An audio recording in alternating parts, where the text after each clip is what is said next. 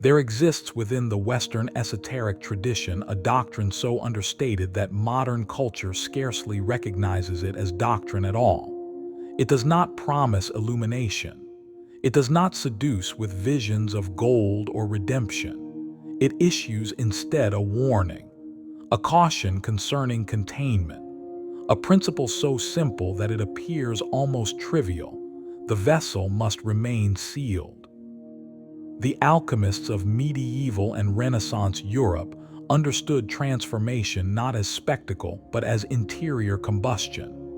The laboratory in which the great work unfolded was not designed for exhibition. It was constructed for isolation. Within it stood the furnace, the alembic, and most critically, the vas hermeticum, the sealed vessel in which the volatile substances of transformation were subjected to heat. If the seal was broken, the operation failed. The vapors escaped. The work dissolved into nothing. To the modern mind, this appears merely technical, a procedural detail, but the alchemists rarely described anything merely technical. Their insistence on sealing the vessel concealed a psychological truth that Carl Gustav Jung would later recognize as central to inner development. Transformation, whether chemical or psychic, demands containment. Without containment, energy dissipates. Without pressure, there is no transmutation. The modern individual lives in an environment structurally opposed to this principle. We inhabit an age of disclosure. Intentions are announced before they are embodied. Goals are declared before they are pursued. Insights are broadcast before they have matured into character. The psyche, which requires compression, is instead subjected to constant ventilation. When Jung encountered the alchemical texts, he did not interpret their cryptic language as superstition. He recognized that the alchemists had externalized inner processes. The furnace was psychic heat. The prima materia was unconscious content. The sealed vessel represented the ego's disciplined containment of transformative forces. Jung understood from his own confrontation with the unconscious between 1913 and 1917 that the psyche generates energies of immense intensity. When the unconscious erupts, it does so with symbolic imagery, affective charge, and archetypal magnitude capable of overwhelming conscious stability. Such forces cannot be carelessly expressed. They must be metabolized. To speak too soon is to rupture the container. The psychological equivalent of breaking the seal manifests in what might be termed premature articulation. The individual experiences an insight, perhaps a recognition of shadow patterns, perhaps the birth of a new vocation, perhaps the stirring of spiritual conviction. Before the insight has stabilized within the personality, there arises an impulse to declare it, to narrate it, to confess it. This impulse is rarely examined, yet it carries profound consequences.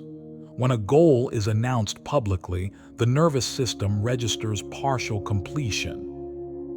Modern psychological research has demonstrated that social acknowledgement of an intention activates reward circuitry within the brain. Dopamine is released not as a consequence of achievement, but as a substitute for it. The ego experiences affirmation and relaxes its tension prematurely. The alchemists understood this in symbolic form. The volatile vapors rising from heated matter represent potential transformation. If these vapors condense within the sealed vessel, they reintegrate, refining the substance. If allowed to escape, the material remains untransformed. Speech functions as venting. It releases psychic pressure. The ego, having tasted recognition, loses urgency. Thus transformation stalls. Within alchemical literature, the phrase V.I.T.R.I.O.L appears frequently. Visita interioritere rectificando in venis occultum lapidum. Visit the interior of the earth and by rectifying you will find the hidden stone. The instruction is unambiguous. Visit the interior, not the marketplace, not the forum, not the audience. The interior. Rectification implies disciplined correction, a sustained engagement with inner material that does not depend upon external validation. The hidden stone is not found through proclamation. It is discovered through pressure and patience. The pathology of exposure, so characteristic of contemporary culture, is rooted in anxiety. To contain is to endure tension. To remain silent is to tolerate uncertainty. Speech offers relief. It distributes the burden of transformation outward, seeking witnesses to confirm that change is underway. But authentic change cannot be witnessed at inception. It must germinate unseen. Jung observed repeatedly in clinical practice that patients who prematurely identified with emerging aspects of their personality frequently arrested their development. A man who glimpses his artistic potential and immediately proclaims himself an artist often ceases the disciplined labor required to cultivate skill. A woman who recognizes her capacity for leadership and declares her transformation may unconsciously substitute identity for integration. The ego is adept at appropriation. It claims emerging material as evidence of superiority. By speaking too soon, one solidifies what should remain fluid. In alchemical imagery, the early stages of the opus are characterized by volatility. The substance is unstable, susceptible to corruption, easily dispersed. Silence protects this fragility. The sealed vessel creates a microcosm in which transformation can proceed according to its own laws. Jung emphasized that the psyche is teleological. It moves toward wholeness. Yet this movement requires cooperation from consciousness. The ego must endure the anxiety of not knowing. It must refrain from seeking premature closure. The seal is therefore not repression but containment. Repression denies material. Containment acknowledges it and refuses to dissipate it. The distinction is critical. To repress is to push away. To seal is to protect. Consider the stage of negredo, the blackening. In this phase, established identities dissolve. Depression, disorientation, and loss of meaning arise. The temptation is to narrate the crisis, to seek immediate reassurance. Yet the alchemists insisted that putrefaction must proceed uninterrupted. Opening the vessel during negredo interrupts decomposition. The old structures partially dissolve but never fully disintegrate, leaving the individual suspended between identities. Many modern individuals live precisely in this suspension. They have glimpsed transformation. They have articulated their intentions, yet they have not endured sufficient pressure to complete the dissolution. Their language outpaces their integration. From negredo emerges albedo, the whitening. Clarity begins to dawn. Insight is achieved. Patterns are recognized. Here again the danger of speech arises. The individual who gains psychological insight may be tempted to disseminate it immediately. Insight becomes performance.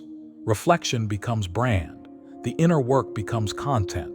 But albedo is a transitional stage. Its illumination is lunar, reflected, not yet solar. To expose it prematurely risks inflation. The ego identifies with insight rather than submitting to further refinement. Citrinitas, the yellowing, introduces direction. Purpose begins to crystallize. A sense of vocation emerges. Yet vocation must be incubated. If declared too soon, it becomes expectation. The psyche, still fragile, contracts under the weight of external scrutiny. Rubedo, the reddening, represents full integration. At this stage, the transformation has stabilized. The philosopher's stone does not fear exposure because it is incorruptible. But one must not behave as if rubido has been achieved while still in negrado or albedo. The doctrine of the Hermetic Seal therefore operates as both psychological safeguard and spiritual discipline. Jung's own life illustrates the peril of unsealed transformation. During his confrontation with the unconscious, he refrained from prematurely publishing his experiences. He recorded them privately in the Red Book, allowing the material to mature over decades before integrating it into his formal work. Had he immediately broadcast his visions without containment, his professional life might have disintegrated. Instead, the sealed period permitted stabilization. The seal creates incubation. Incubation generates depth. Depth produces authenticity. There is an additional dimension to this principle, the economy of energy. The psyche possesses finite resources. Attention, emotion, and motivation constitute forms of psychic energy. When an intention is spoken repeatedly, energy disperses through social interaction. Others respond, question, praise, or doubt. Each response demands adjustment. The original impulse becomes diluted by external input. Silence conserves energy. Conserved energy intensifies focus. Focused energy catalyzes action. The alchemists warned explicitly against opening the vessel before the proper time. The metaphor extends beyond technical instruction. It speaks to timing. Every process has its rhythm. To force revelation is to violate rhythm. The psyche, deprived of its natural cadence, resists. This resistance often manifests as self-sabotage. An individual announces a transformation publicly and subsequently fails to act. The failure produces shame. Shame reinforces old patterns. The cycle repeats. Had the intention remained sealed, failure would have been private, permitting recalibration without humiliation. Containment provides resilience. The existential dimension of the Hermetic Seal cannot be ignored. To transform authentically requires solitude, not necessarily physical isolation, but psychological independence. The individual must confront uncertainty without continuous reassurance. This confrontation resembles what Kierkegaard termed anxiety, the dizziness of freedom. Speaking prematurely seeks to escape this dizziness. But anxiety is the birthplace of authenticity. Heidegger described angst as the mood in which the nothingness underlying existence reveals itself. Similarly, the sealed vessel compels confrontation with interior emptiness. Without external distraction, one must face doubt. This doubt refines motivation. Superficial desires evaporate. Only essential intentions endure sustained silence. Thus, the seal functions as a filter. It distinguishes fantasy from vocation, impulse from calling, ego from self. What then is required to maintain the seal? First, restraint. A deliberate decision not to articulate emerging transformation until it has stabilized behaviorally. Second, patience. Acceptance that growth unfolds in obscurity. Third, trust. Confidence that the psyche's teleological movement toward wholeness does not require advertisement. The alchemists coupled labor with prayer, work and contemplation, effort and receptivity. The seal does not imply passivity. It implies disciplined engagement without exhibition. In practical terms, this may involve what might be called a 40-day containment period. For 40 days, one refrains from discussing new goals, spiritual insights, or identity shifts. One allows behavior to precede language. If transformation is genuine, it will become evident through action. When others notice change, their recognition arises organically rather than being solicited. At that point, speech no longer dissipates energy because integration has occurred. The philosopher's stone, once formed, does not fear exposure. But until then, secrecy is not deception. It is incubation. The Hermetic Seal challenges contemporary assumptions about transparency and self-expression. It suggests that authenticity is not achieved through immediate disclosure but through disciplined maturation. Speaking too soon destroys transformation because it interrupts the alchemical rhythm. It exchanges pressure for applause, and applause cannot transmute lead into gold. Transformation requires heat. Heat requires containment. Containment requires silence. There is yet a more subtle dimension to the Hermetic Seal, one that extends beyond psychology into metaphysics. The alchemists did not merely describe material containment, they described the containment of opposites. Within the sealed vessel, sulfur and mercury, sun and moon, king and queen were forced into proximity. Their union was not immediate harmony but tension, friction, conflict. The vessel created an arena in which contradiction could intensify without disintegrating into chaos. Psychologically, this tension manifests as the simultaneous holding of incompatible truths. One discovers both nobility and cruelty within oneself, both aspiration and laziness, both faith and doubt. To speak prematurely during this phase often functions as a defense against contradiction. One selects the noble aspect and proclaims it, suppressing the shadow that has not yet been integrated. In doing so, the alchemical tension collapses. True transformation requires the capacity to endure ambivalence without resolution. The sealed vessel prevents escape into one-sided narratives. It forces the psyche to metabolize complexity. When one declares an identity publicly, complexity narrows. The social world demands coherence. It rewards clarity and punishes ambiguity. But the psyche develops through ambiguity. Thus the seal protects contradiction long enough for synthesis to occur. There is also a social dimension that the alchemists intuitively understood. To reveal transformation prematurely invites interference. The collective psyche resists individuation because individuation destabilizes shared assumptions. When an individual announces radical change, the social environment reacts, sometimes with encouragement, often with subtle sabotage. Friends remind one of past behavior. Family questions new direction. Colleagues express skepticism. Even well-meaning affirmation can distort development by imposing expectations. The unintegrated self is impressionable. External responses become internalized. What began as an organic transformation becomes shaped by anticipation of how it will be perceived. The alchemists worked in solitude for this reason, not from misanthropy, but from necessity. They recognized that the early stages of the opus were fragile.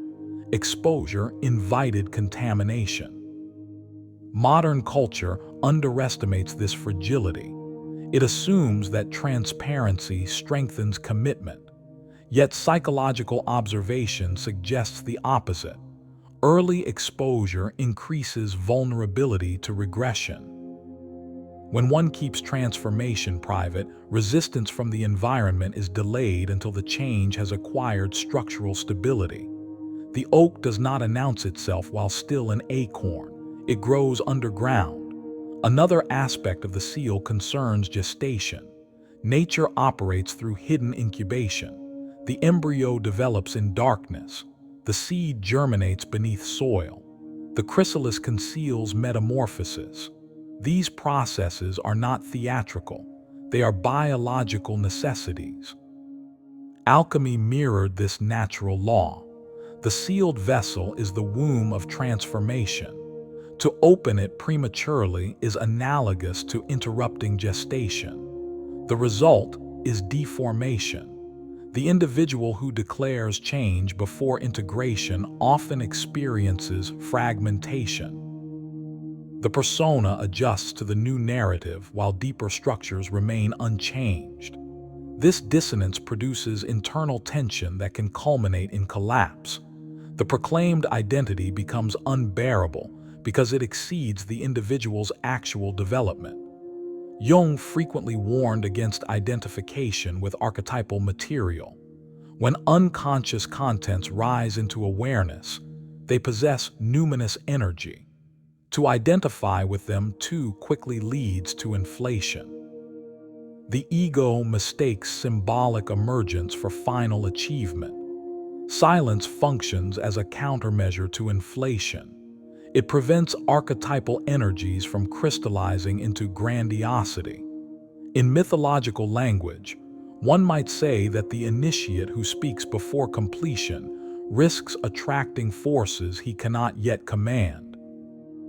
There is also the matter of psychic economy. Speech distributes energy outward, but transformation requires inward circulation. The alchemists describe this as circulation within the vessel, a continuous movement of vapor rising and condensing. In psychological terms, this is reflection, integration, behavioral experimentation, and recalibration. When the process remains internal, energy recycles. When externalized too soon, energy disperses irreversibly. This dispersion explains why many begin transformation enthusiastically yet abandon it quickly. They have mistaken articulation for action. They have confused narrative for embodiment. The seal corrects this confusion. It insists that embodiment precede narrative. One might object that confession and testimony have value. Indeed, they do, but only after stabilization. In many spiritual traditions, the initiate remains silent during early stages. Only after integration does teaching become appropriate. Teaching before integration corrupts both teacher and student. The Hermetic tradition therefore places emphasis not on secrecy for its own sake, but on sequence. There is a proper order. First, containment, then combustion, then integration, only then articulation. When articulation occurs at the correct stage, it no longer dissipates energy. It radiates from completion rather than draining potential. This distinction is subtle but decisive. Premature speech destroys transformation not because speech is inherently harmful, but because timing governs transmutation. The alchemist who opens the vessel too early does not lack sincerity, he lacks patience. And patience is the rarest virtue in an age addicted to immediacy. The seal cultivates patience. Patience deepens character. Character stabilizes transformation. Without patience, the psyche remains reactive, perpetually beginning but never finishing the work. The modern individual often lives in perpetual negretto, cycling through dissolution without coagulation. The seal interrupts this cycle. It demands commitment to completion. It transforms intention into discipline, discipline into structure, structure into gold. Only when the stone has hardened, when behavior reflects transformation consistently, when the ego has relinquished its hunger for recognition, when the opposites have reconciled internally, does speech cease to threaten the work. At that moment, articulation becomes testimony rather than advertisement. Presence replaces proclamation, and influence arises not from words but from being. The gold sought by the alchemists was never merely metallic. It was psychological incorruptibility. The stable center achieved through sustained engagement with the unconscious. That center cannot be constructed in public. It must be forged in secrecy. The vessel must remain sealed until the work is complete. Only then may the stone emerge not as proclamation, but as presence.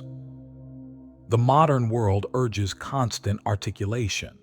The Hermetic tradition advises restraint. Between these two orientations lies the difference between spectacle and substance. If one desires spectacle, one may speak immediately. If one desires substance, one must endure silence. The choice determines whether the vapors of transformation condense into gold or dissipate into air. And so the principle remains as relevant now as it was in the furnaces of Renaissance laboratories. Do not open the vessel. Do not vent the fire. Let the pressure build. For it is not speech that completes the work, but sustained containment. And the gold you seek is not found in declaration, but in the disciplined silence that allows transformation to finish its course.